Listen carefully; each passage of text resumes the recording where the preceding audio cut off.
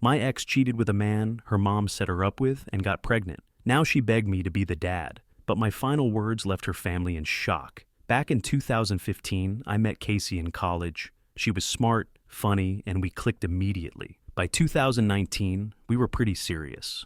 I thought I had found the person I was going to spend the rest of my life with, so I worked my ass off at my factory job, saving every penny to buy her a ring. The plan was to propose on Christmas at her parents' house. I figured it'd be the perfect moment, surrounded by family, all cozy and festive. Casey's family was interesting. Her dad, Max, was chill, quiet, respectful, and generally a good guy. Her sister Sherry was nice too, super sweet and always supportive. But Jane, her mom, yeah, she hated me. No matter how hard I tried, nothing was ever good enough for her. She'd make snide comments about how Casey deserved better, or how I was just some guy with no ambition. Casey always brushed it off saying, "That's just how my mom is." I didn't buy it, but I kept trying because I loved Casey and thought Jane would come around eventually. For Christmas, I went all out. I got Sherry a laptop for college because she'd been talking about needing one, a nice barbecue grill for Max, and an expensive scarf for Jane. Honestly, the scarf was a stretch for my budget, but I figured it might soften her attitude toward me. Casey was supposed to meet us there after her shift at the hospital, so I decided to go ahead and hand out the gifts. Sherry cried when she saw the laptop. She hugged me, saying it was the nicest thing anyone had ever done for her. Max looked genuinely happy with the grill, and even Jane managed a forced thank you for the scarf. For a moment, I thought maybe things were finally looking up. But then, Sherry started acting weird. She kept glancing at me, her eyes darting to Max and back, like she was trying to decide whether to say something. Eventually, she pulled me aside into her room. Max followed, looking confused. Sherry was already tearing up as she said, "I'm so sorry. I didn't want to ruin this, but I can't keep it in anymore." I had no idea what she was talking about until she handed me a pregnancy test. I just stared at it, completely frozen. It felt like my brain short-circuited. "It's Casey," she said. "I found it last month." Then she dropped the bomb. Casey had been cheating on me since early in the year, and the guy was someone Jane had introduced her to. Sherry said Casey begged her to keep it a secret because she was configuring things out. I couldn't even speak. My chest felt tight, my hands were shaking, and my vision blurred. Max put a hand on my shoulder and said, "Chesson, I'm sorry. I understand if you need to leave." That snapped me out of it. I nodded, thanked Sherry for telling me, and shook Max's hand. As I walked out of the room, I glanced at Jane. She was sitting on the couch, sipping wine, completely unfazed. I didn't say anything to her. I didn't trust myself not to explode. The drive home was a blur. By the time I got back to my apartment, I was shaking with a mix of rage and heartbreak. I called my family and told them everything. My mom was furious, saying, "You better off without her." My sisters were ready to fight Casey, but I told them to let it go. All I wanted was to move on. That night around 11 p.m., Casey started blowing up my phone. She kept texting, saying things like, "Ina can explain," and "Poor son, please, please just let me talk to you." I didn't answer. The next morning I changed my number, deleted my social media, and started erasing her from my life. It hurt like hell, but I knew one thing for sure: I deserved better. After Christmas, I felt like I was in survival mode. Cutting Casey off wasn't just about avoiding her calls and texts. It was about protecting myself from everything she represented. I wasn't just heartbroken. I was humiliated, angry, and stuck replaying every moment of our relationship, trying to figure out how I missed the signs. She tried everything to get in touch. She called from blocked numbers, sent emails. She tried everything to get in touch. She called from blocked numbers, sent emails, and even tried reaching out to my family. Every message was the same: "It's not what it looks like," or "You're misunderstanding everything." I didn't bother responding. What was there to misunderstand? She cheated, got pregnant, and lied about it. End of story. I spent a lot of time with my family in those first few weeks. My mom, being the nurturing force she is, made sure I was eating and sleeping. My sisters were more direct, saying things like, "Dude, she's trash, and she doesn't deserve a second of your time." They were blunt, but honestly, it helped. They reminded me that I wasn't the problem, she was. To keep myself busy, I dove into work. I started picking up extra shifts at the factory, not just to distract myself, but to build up my savings again. The money I'd spent on the ring was gone, but that didn't sting as much as losing the life I thought I was building with Casey. I realized I needed to refocus on myself, so I started doing things I hadn't done in a while. I joined a local basketball league, reconnected with friends, and even tried learning how to cook. Spoiler, I'm still terrible at it, but it's fun. Slowly but surely, I felt like I was starting to heal. Then, in mid-2020, I got some news I wasn't expecting. A mutual friend texted me out of the blue saying, "Hey, did you hear about Casey?" I debated ignoring it, but curiosity got the better of me. The friend told me that Casey's affair partner had ghosted her after finding out he was the father of her baby. Apparently, he wanted nothing to do with her or the kid. Casey was now a single mom trying to figure things out on her own. My reaction? Honestly, I didn't feel much. A tiny part of me felt satisfied, like,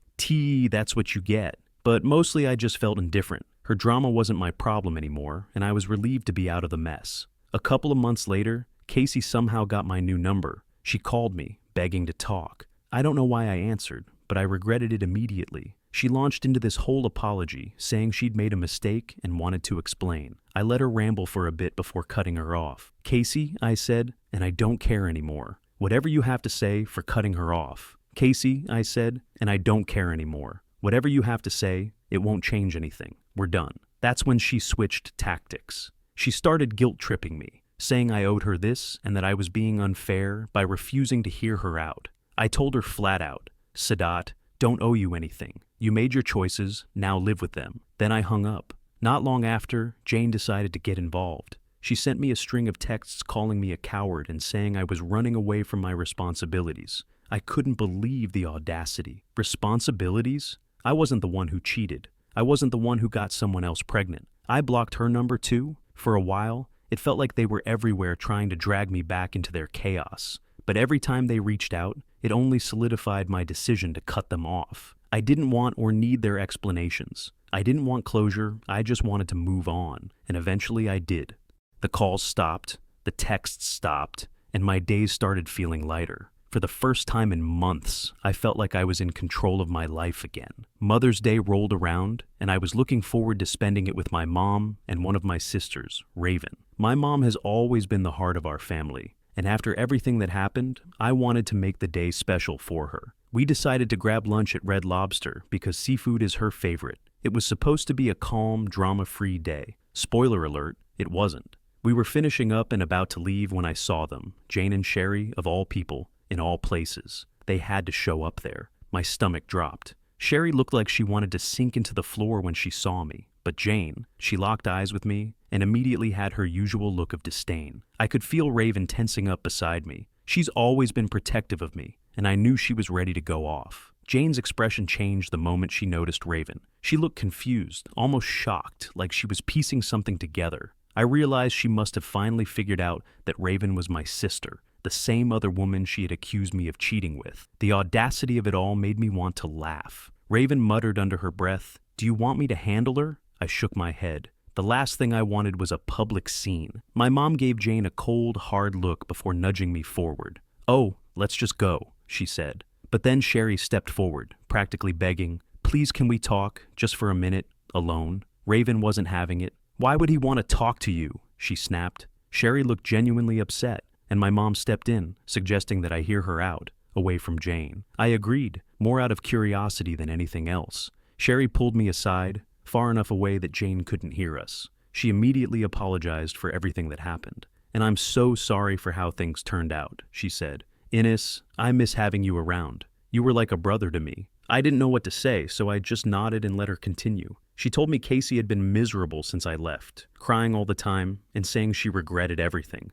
"I'm sorry she's struggling," I said, trying to keep my tone neutral. "But that's not my problem anymore. She made her choices." Sherry nodded, then told me something that made my stomach twist. "She destroyed the laptop you gave me," she said quietly. "It happened right after you left. She was mad at me for telling you the truth. That hurt. I'd given her that laptop out of genuine care, and Casey ruined it out of spite. Before I left, I asked Sherry a question that had been bothering me since Christmas. Why does your mom hate me so much? What did I ever do to her?" Sherry hesitated, then admitted. "She thought you were cheating. She saw you with another woman, Raven. She didn't know you were siblings." My jaw dropped. All of this, the cheating, the pregnancy, the heartbreak, started because Jane jumped to conclusions and convinced Casey I was unfaithful. I couldn't help but laugh. It was so stupid, so unnecessary, and yet it ruined everything. "Thanks for telling me," I said. "And hey, the laptop's warranty is still good. You can probably get it fixed." Sherry's face lit up, and for a moment, I saw the kind, shy girl I used to know. We hugged briefly, and I left to rejoin my mom and Raven. When I told them what Sherry had said, Raven rolled her eyes. So Jane's not just a jerk, she's also an idiot. Good to know. My mom sighed and said, Michael, you're better off without those people in your life. She was right. I'd spent so much time trying to make things work with Casey and her family, but it was clear now that they were never worth the effort. A few days after running into Sherry and Jane at Red Lobster, Sherry called me. She wanted help with the laptop warranty I'd mentioned, and since she'd been one of the few decent people in that family, I agreed to meet her at a local electronics store. When I got there, Max was with her, which honestly was a nice surprise. Max had always been solid out of all the chaos. He'd been the only one to offer me a genuine apology on Christmas. We chatted while sorting out the laptop. Max thanked me again for the grill I gave him and said how much he loved using it. Sherry was quieter, but seemed relieved to have someone helping her out. It felt nice, almost normal. Afterward, Max suggested we grab lunch together as a thank you. I agreed, figuring it'd be a good way to catch up. We went to a small restaurant nearby, and for the first time in ages I wasn't thinking about Casey or the drama. Max talked about his plans to redo their backyard, and Sherry mentioned how school was going, though she was clearly still dealing with tension at home. It was a surprisingly good time. Then, just as we were finishing up, I heard someone call my name. I looked up, and there she was, Casey. My heart sank. She looked rough, tired, stressed, and like she'd aged years since I last saw her. Part of me felt sorry for her, but the other part was just annoyed that she'd shown up and ruined what had been a peaceful afternoon. Sigh, she said, her voice barely above a whisper. She glanced at Max and Sherry, then back at me. Can we talk? I stayed seated and crossed my arms. What do you want, Casey? She hesitated, then stepped closer. I just want to explain, please. I've been trying to talk to you for months, I sighed. You've got 5 minutes. Go. She launched into an apology, saying she'd made a mistake and regretted everything. See why I was confused, she said. My mom convinced me you were cheating. She said she saw you with another woman. I cut her off. You mean my sister? That's who Jane saw. Raven is my sister, Casey. If you'd bothered to ask instead of jumping to conclusions, we wouldn't even be here right now. Casey's face fell. Oh, I didn't know. I thought. She trailed off, looking completely lost. Oh, and I should have talked to you. Since you just cheated, I said flatly for almost a year. Instead of trusting me, you lied, slept with someone else, and got pregnant. And you expect me to care about your excuses now? Her voice cracked as she said, sigh, wasn't happy. I didn't know what to do. And you could have talked to me, I snapped. It could have ended things if you weren't happy. But instead, you went behind my back. That's on you. Max and Sherry sat there awkwardly, clearly uncomfortable with the whole situation. Casey started crying, which might have worked on me years ago, but not anymore. Please, she begged. I want to fix this. I'll do anything. I shook my head. When there's nothing to fix, Casey, you destroyed everything. I've moved on, and so should you. That's when she dropped the real bomb. But my son, he needs a father. He needs stability. I blinked, stunned by the audacity. Our son is not my responsibility. That's for you and his actual father to figure out. Oh wait, he ran off, didn't he? Sounds like a pattern. Casey flinched but didn't argue. Instead, she looked at me with tear-filled eyes and said, Are you being so mean? Mean, I repeated. On Casey, I worked overtime to save for a ring because I thought we had a future together. I planned to buy a house for us, to start a family with you, and you threw it all away. You don't get to call me mean for refusing to clean up your mess. She broke down completely, sobbing into her hands. Max finally stepped in and said, Casey, I think it's time to go. You need to respect his boundaries. She turned to Sherry, desperate for backup. Sherry, you understand, don't you? You know I regret everything. Sherry hesitated, then said, Casey, you're my sister and I love you, but you made your choices. You can't expect him to just forget everything. Casey stared at her like she'd been betrayed, then stormed out of the restaurant. I sat there, stunned and exhausted, while Max apologized again. And I'm sorry she showed up, he said. You've been through enough. It's not your fault, I replied. You and Sherry have been decent through all of this. That's more than I can say for the rest of your family. After lunch, I went home and told my family what happened. My dad laughed and said, Jane probably thought kicking you out would solve her problems. Look how well that worked out for them. My mom just hugged me and said, Son, I'm proud of you for standing your ground. You deserve better. I realized then that Casey's apologies didn't matter. I didn't need closure from her. I'd already given myself that by walking away. After that confrontation with Casey, I thought I'd feel something. Relief, satisfaction, maybe even a sense of finality. but honestly, it felt empty. Closure wasn't what I expected. It wasn't neat, and it didn't magically make everything better. Instead, it just reminded me of how much damage had been done and how pointless it all was. A couple of days later, Sherry sent me a text, thanking me for hearing her out and helping with the laptop. She said, "I'd really miss having you around. You were like the brother I never had. That hit me harder than I thought it would." I told her I appreciated her honesty and that she didn't owe me an apology for Casey's mess. If anything, she'd been the only one in that family who acted with integrity. Hearing from Sherry made me reflect on how much I'd lost, not just with Casey, but with the parts of her family I'd grown close to. Max had always treated me with respect, and Sherry genuinely looked up to me. I didn't realize how much I missed having people like them in my life until that lunch. But I also knew staying in touch with them would mean risking Casey finding ways to worm back into my life, and I wasn't willing to let that happen.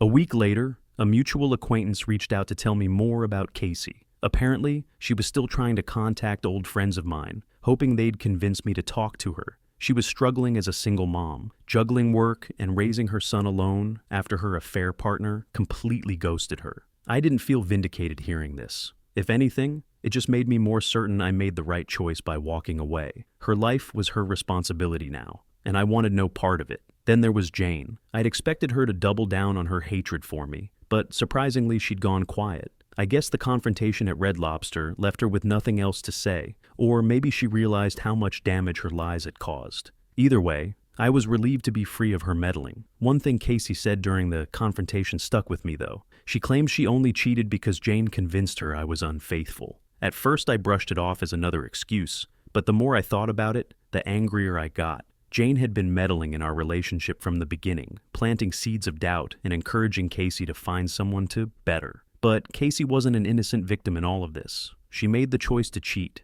She made the choice to hide it. And she made the choice to try and lie her way out of it when she got caught. In the end, it didn't matter who was more at fault. Jane and Casey were both toxic in their own ways, and I was better off without either of them. That night, I sat down with my family and told them everything. My dad chuckled and said, "Jane was looking for any excuse to get rid of you. That woman was always full of it." Raven smirked and added, "And yet, you're the one who came out ahead. Casey's stuck raising a kid alone, and Jane's probably tearing her hair out trying to fix things. Meanwhile, you've got a clean slate. That's a win." My mom, as always, was the voice of reason. She hugged me and said, "Michael, I'm proud of you for standing your ground. You didn't let them manipulate you, and that takes strength." I thought things were finally done with Casey and her family. I had moved on, found peace, and was focusing on myself. But of course, Jane wasn't about to let things end quietly. A few weeks after the confrontation with Casey, I got a call from a number I didn't recognize. Against my better judgment, I answered.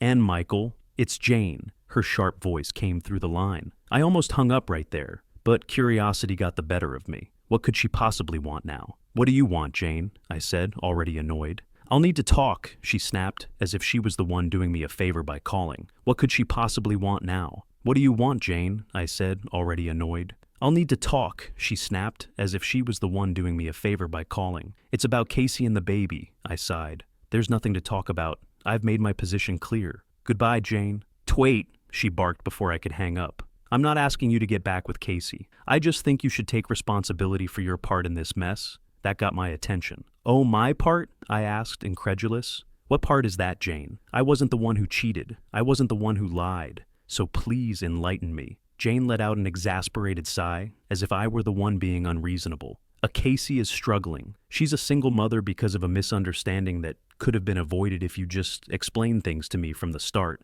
I couldn't believe what I was hearing. Are you seriously blaming me for Casey's affair? You were the one who introduced her to the guy. You were the one who convinced her I was cheating. Don't put this on me." Jane ignored my words entirely. "Said baby needs a father, Michael. You were practically part of the family for years. It's time you stepped up and helped. If not for Casey, then for the child." I was so stunned I didn't know how to respond at first. When I finally found my voice, I said, "Jane, let me make this crystal clear. That baby is not mine. I owe you Casey, and her kid absolutely nothing. And if you call me again, I'll block you just like I did before." "Selfish boy," she hissed. "You think you'll ever find someone better than Casey? She made a mistake, but she's still the best you'll ever do. You're throwing away a good woman over something so trivial." That did it. I laughed, an actual deep belly laugh because it was so ridiculous. Trivial, I repeated, and cheating for almost a year, lying about a pregnancy, and trying to manipulate me into staying. That's trivial to you?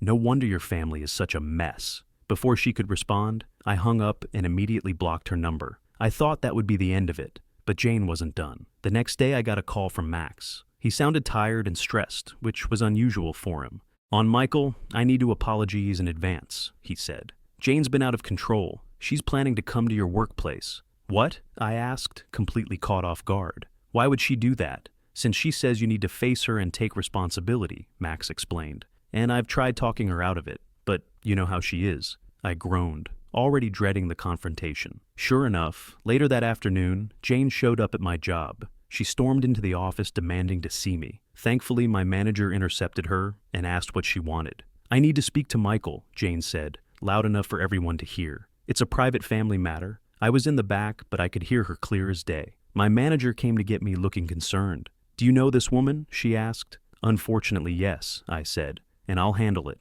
When I walked out to meet Jane, she immediately started her tirade. "Oh, you've been ignoring me, and I won't stand for it," she said, glaring at me like I was a misbehaving child. "And you're going to listen to what I have to say." "Oh, no, I'm not," I replied. "You're on private property, and you're disrupting my workplace. Leave now, or I'll have security escort you out." That only made her angrier. "You can't just ignore your responsibilities, Michael. I'll tell everyone here what kind of man you really are." I crossed my arms. "Tell them how your daughter cheated on me, lied about her pregnancy, and tried to manipulate me. See how much sympathy you get." Jane's face turned red, and for a moment I thought she might actually explode. "Oh, so you're a pathetic excuse for a man," she spat. "Oh, and I hope you end up alone because no decent woman will ever want you." Before I could respond, security arrived and escorted her out. My coworkers were obviously curious, but I just shrugged it off saying, "Enter the ex's mom, long story." They didn't press further. Later that night, I got a text from Sherry. She apologized profusely for her mom's behavior